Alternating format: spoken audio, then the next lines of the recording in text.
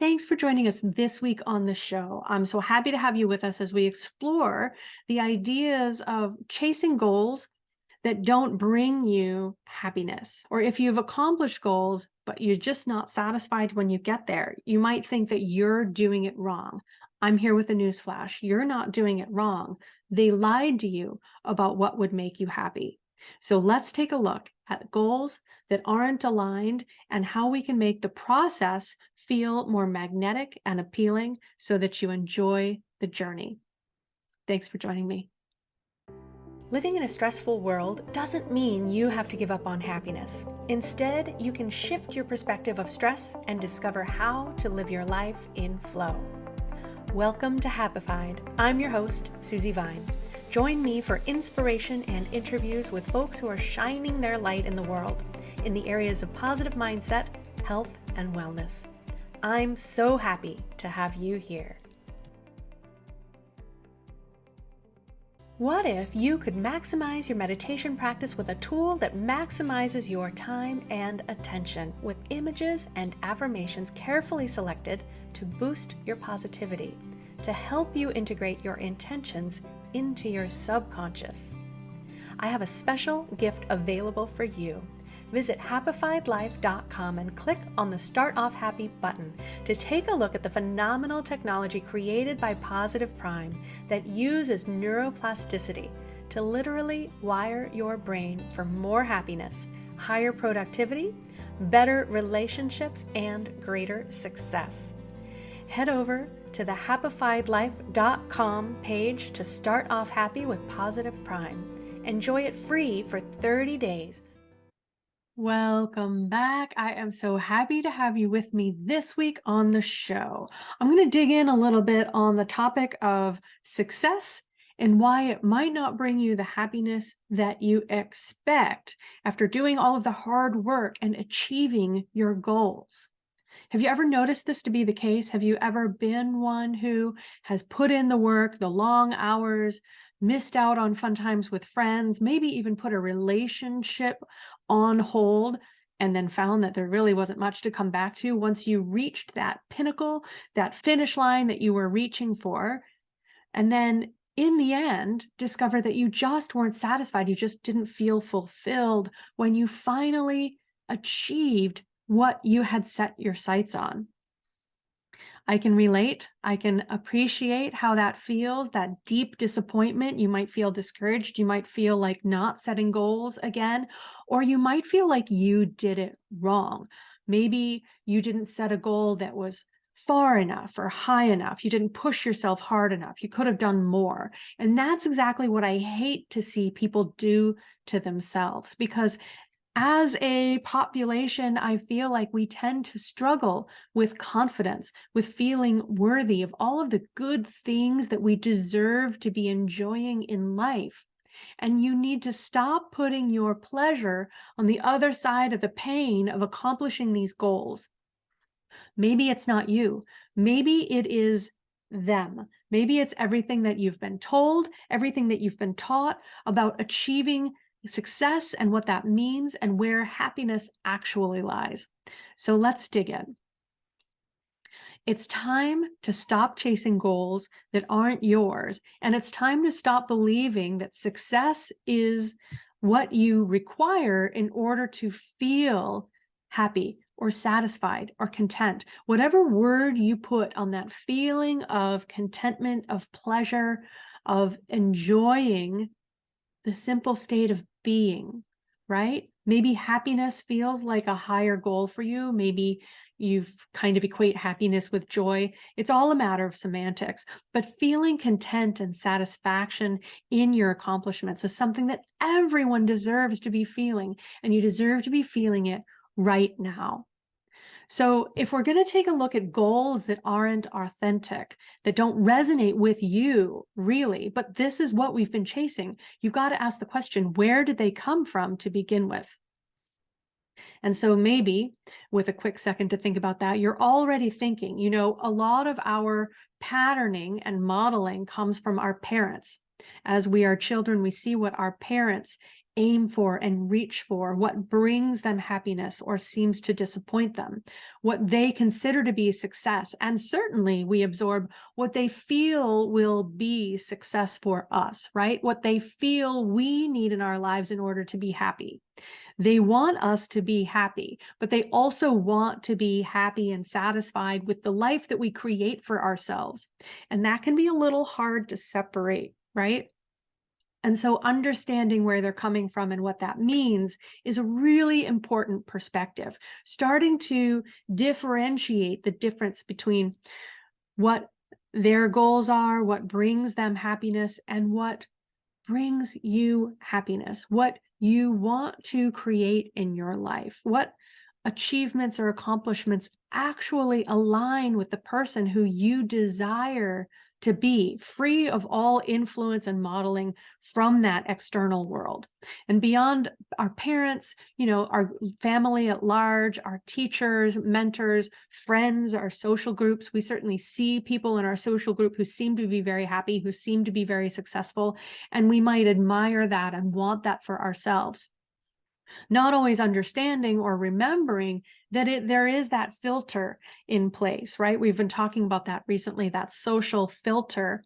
We see what is fit for print, if you will. We don't always see the authentic state, how satisfied and content they are in all aspects of their lives.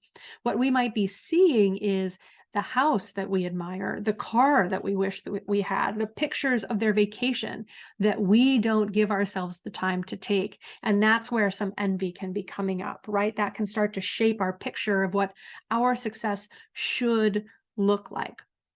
So after we start to peel back the hopes of our family, the expectations of our parents, the projections that we see socially around us, why do we feel that those pictures of success are for us? What do we see in those, and how can we shift our perspective and start to tune into what is really aligned for us? What is really going to bring us that satisfaction and contentment when we get there?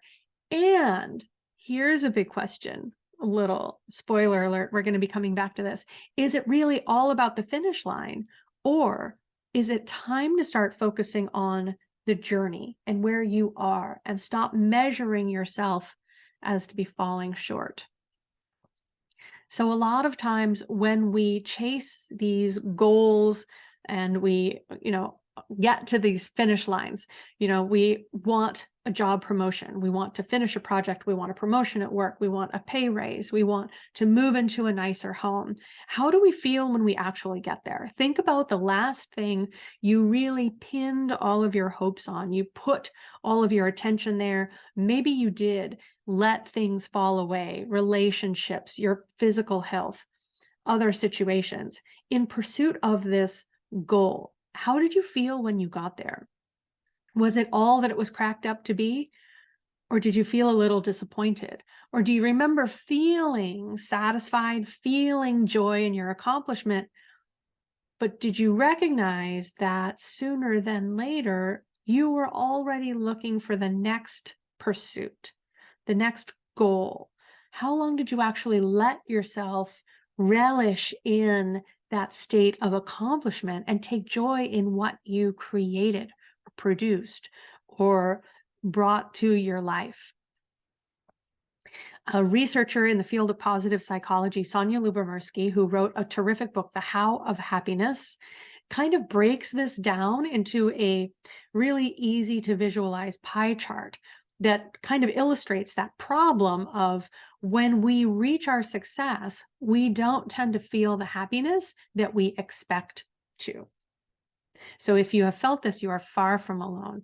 In fact, Sonia in her research identifies that people who describe themselves as happy versus people who do not, in about 50% of cases, or 50% of the influence, I should say, is our genetic predisposition. Right? So there is always a question of nature versus nurture. Were your parents happy or satisfied people, or were they always craving something that they didn't have? In your childhood, in your family, were people tending to be positive, or did they tend to be negative and hold on to stress? About 50% of that seems to be genetic. And about 40% of our happiness or positivity comes from the things that we do day to day, our positivity practices. Maybe that's your gratitude practice. Maybe that is making random acts of kindness, things that we do that lift our mood, that reinforce that happiness is a state that we can enjoy at any time, that we can create it for ourselves. We start to seek it out now, as opposed to putting it on the other side of a finish line. And so the remaining 10%, only 10% of the happiness and positivity that she and her researchers measured in the people that they studied came from achievements and accomplishments, reaching our goals. When we get the nice house, we already see something that someone else has that makes us wish we had that too. When we have a nice car, we see the new model and we wish maybe that's something that we can accomplish. We start to reach goals and then want what is beyond them. We get into that habit of always wanting more, but we also, as humans, we adjust very quickly. We get used to our surroundings. And so that pinnacle of success that we used to set our sights on, that we worked to achieve, once we have it in our hands, it loses its luster. It just doesn't have the same sparkle. And so it doesn't bring us the happiness that we have assigned to it, the happiness that we have expected to receive from it. So if you go back to that math, yes, about 50% does come from whether you have in your family people who tend to be happy and positive, but a not insignificant 40% of people's positivity arises from daily practices, from their perspective, from the way that they wire their brain through neuroplasticity, through where they put their attention, through the satisfaction that they gain from things in their daily life. That builds our happiness. So instead of believing that we have to cross that finish line in order to have what will make us happy, when we start to see happiness and pleasure and contentment where we are right now, we will be more positive where we are right now. And if you look back to a podcast I did on the superpower of positivity, you'll see that people who are positive actually reach their success more quickly and more easily, and with the help of others. Mind-blowing, I know, right? We're kind of putting the cart before the horse in thinking that we have to reach goals in order to be happy. When we flip the script, when we put our happiness first, when we make it a priority, it is easier and we get to our goals more quickly. So hold on to that one. We're going to come back to it, and we're going to take a look at ways you can start to foster more positivity right now. But sometimes we just, because we've bought into this paradigm of what happiness means, of what success looks like, we don't always understand what actually makes us happy or content or satisfied, what brings us pleasure, and that it doesn't have to be big, unattainable items. So one of the ways that I love to come back to what makes me happy, to make time and space to tune in with myself, to cut out the extraneous noise and find out what feels aligned, is to create space. And I mean creating space in your calendar, carving out time and holding on to it so that you can have that time for play and exploration, time to pursue moments of awe and wonder. Just let your heart be your guide. Don't even plan, don't necessarily define what you're going to do with this playtime that you've carved out for yourself. Let the spirit move you. Let the nature of the day take you to whatever you feel called to do. And I would like to say that this is one of the sticking points that I keep coming back to, that I keep working on myself. Carving out time for nothing is a difficult thing to do. It's a big ask, and I don't have children that I'm raising at home. I have a part-time job and the things that I love to do here, creating this kind of content for you. You might think that I don't have a lot of things on my plate, but if you looked at my calendar, you would wonder how I keep my head on straight, right? Because I have this habit of overwork. I have this habit of filling all available time. I struggle to say no to people, to events, to opportunities. I'm a big yes person. I'd love to go to the concert. I would love to go to the festival. I would love to go to the garden tour. I would love to make a podcast episode this week. And yes, I can pick up a couple more clients on the side. I love saying yes. It is one of my happy places. And I am learning to honor the power of that space, of making space for play and creativity. Personally, that is one of my priorities, is bringing more creativity in. So what is something that lights you up? Is it creative exploration? Is it being a little artistic, or just coloring in a coloring book? Is it getting outside in nature? Is it moving your body? Is it engaging in different activities? Maybe going to a climbing wall in a gym, or going climbing in nature with a friend. Is it going to the beach or going to the mountains? Is it driving a little bit out of town and just getting to where there's a little more space and a little less busyness of the city life around you? Or vice versa. If you're in the heartland and you've got plenty of space on the regular, is it finding something that's going on in the city, a museum exposition, a play, an event that draws you in and brings you into a social community when you typically have more space than people to contend with? So what are some things that might light you up with your playtime? I like to, and this is an exercise that I have shared in some workshops that I've created and with some of my clients, I love to create a things that make me happy list. You can call your list whatever you like, your happy list, your wish list, your self-care list. Give it a name that you enjoy. It doesn't have to aspire to be anything else except a place where you jot down the things that make you happy. Maybe you know them now.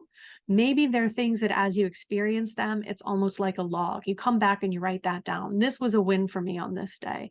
Walking around after lunch instead of sitting in my office chair made me feel better. I'm going to write that down. Having a cup of tea instead of a cup of coffee, so I felt better about myself, had less caffeine, but still had something pleasant to enjoy through the afternoon. That made me happy. Maybe I'll look for another kind of cup of tea to enjoy another day. So things that make me happy list, that's what I call my own. And I tend to start a blank piece of paper, unlined, unruled paper, maybe have some different color pens or markers or colored pencils, and jot things down in a haphazard fashion, right? And then someday when you have 5 minutes, 10 minutes, or you have a whole day to yourself to explore, you can let your eyes fall on the page and see what jumps out at you. Make it be your own kind of word find. So I love the things that make me happy list. I hope that you'll make one. And if you want to share a picture of yours, come on over to the Live with Less Stress Facebook group, where we continue the conversation from these episodes. And I share things that just stand out to me or bring me a little humor through the week. And I share those and hope that they do the same for you.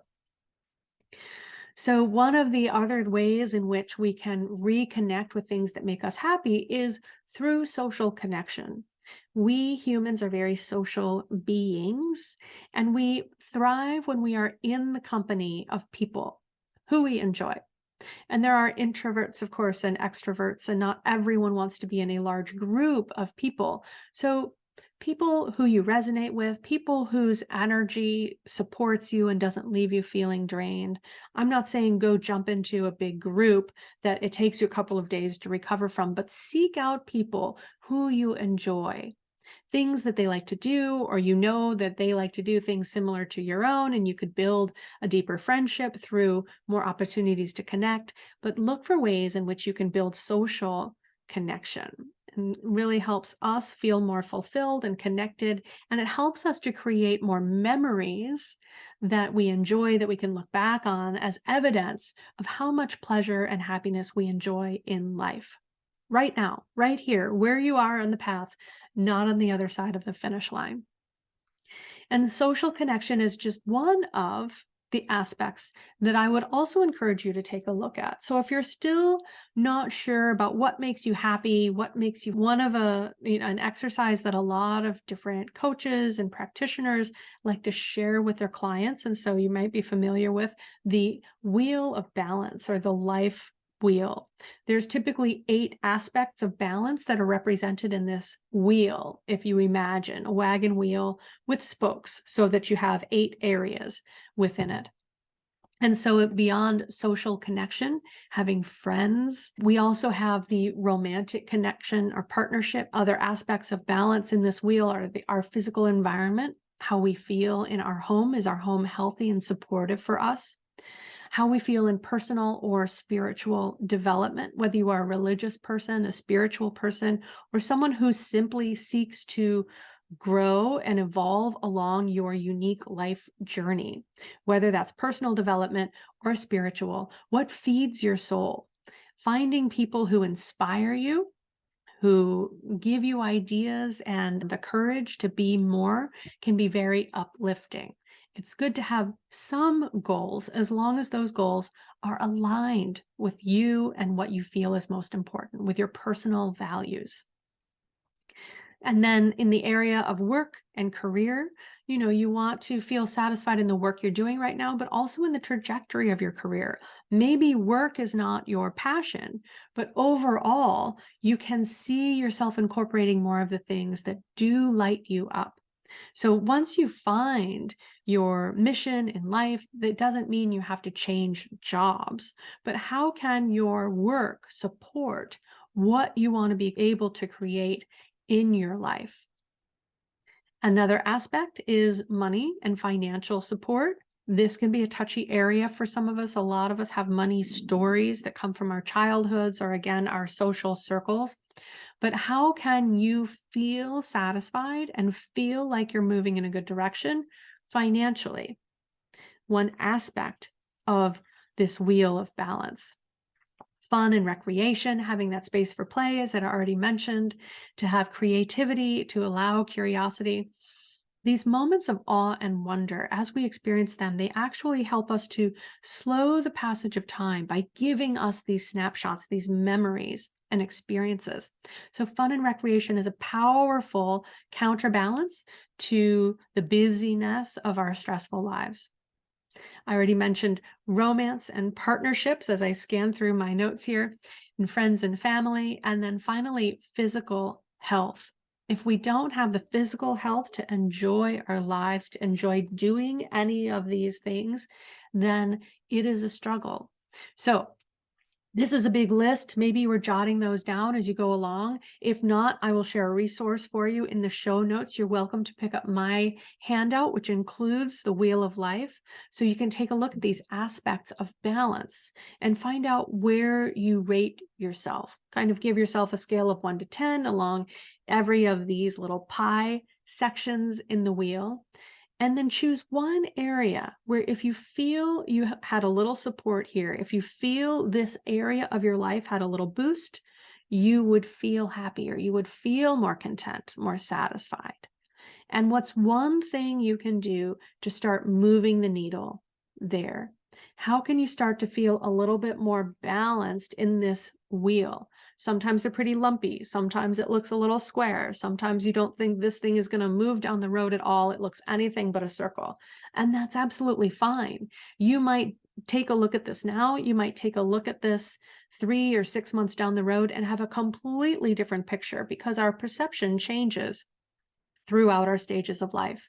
So this is a wonderful exercise to look at now and to come back to in the future, and just to see if you're feeling dissatisfied, if you're not feeling very happy, where could you give yourself a little boost to come back to balance? And I've got air quotes on that word balance. I know it's triggering for a lot of people to think that, life and work should be balanced. Don't should on yourselves, and don't prescribe to anyone else's picture of balance. This is about what works for you. And right now, you could have a work project that you feel passionately about, and that could be the primary focus. Or you could have a work project with an imposed deadline that feels like drudgery, but once you're through that deadline, you're going to come back to the other aspects of life, right? As long as you have short-term, kind of episodic times when you're way on one end of the spectrum and not the other, and knowing that there's the opportunity to come back to it. But you don't want to live in that point of sacrifice where you're completely focused on work and you're letting everything else in your life be completely neglected for anything but a short season, right? So see where you can try to come back to, if you like the word harmony, I welcome you to use that. Whatever picture of balance serves you right now where you are in your life. So, beyond tuning into what helps us feel happier, what brings us satisfaction, what helps us feel more balanced and resilient, it's really helpful to check into how can we choose goals that actually resonate, that are aligned with us and where we want to go and what we want to create, goals that are aligned with our personal values. So, as I mentioned earlier, in that spiritual or personal development realm, there are countless thought leaders who you might become familiar with through podcasts, through books, through, articles, coming across them, seeing speakers. One right now that my friends love to share me podcasts by is Mel Robbins, and she does wonderful research into habits and positivity and how can we optimize ourselves, right? Lisa Nichols is a wonderful female speaker, role model, single mother, amazing person who has set powerful goals for herself and has accomplished them.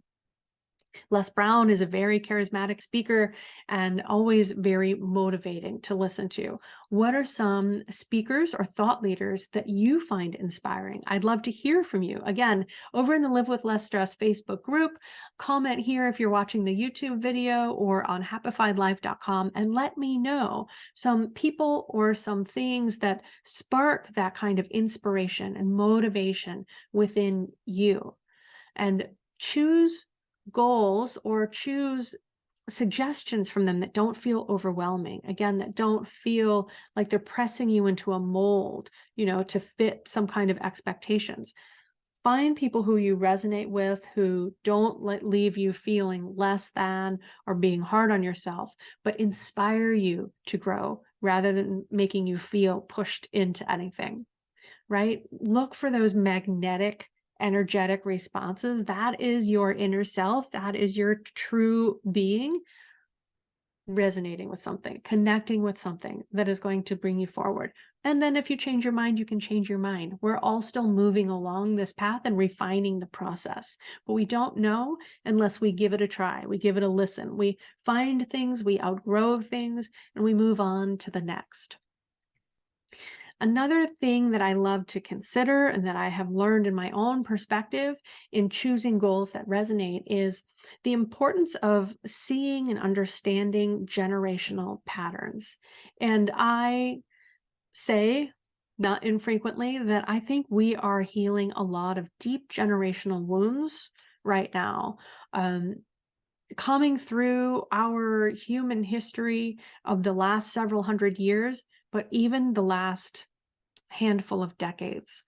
When you think back to where we were in the US and in global history only 60 years ago, our previous generations had a lot less security and stability, a lot more imminent threat that they were dealing with.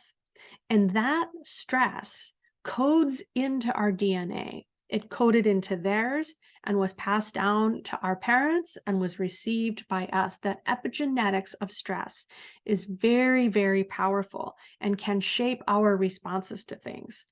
And now we have this insight, this wisdom. Now we understand that this programming through our recent and through our distant family history is so integral in what we believe we can accomplish and what threats we believe are looming before us or behind us, and taking a look at how we can unsubscribe from those generational patterns of threat, of doom, of peril, how we can connect with the security and stability that we have, that we are able to create in this life. And not to say nowhere in the world is are people in imminent harm. There's a lot of situations right now in Europe, in Africa, even right here in the US, where people are in threat. And so I can't say universally we've got nothing to worry about.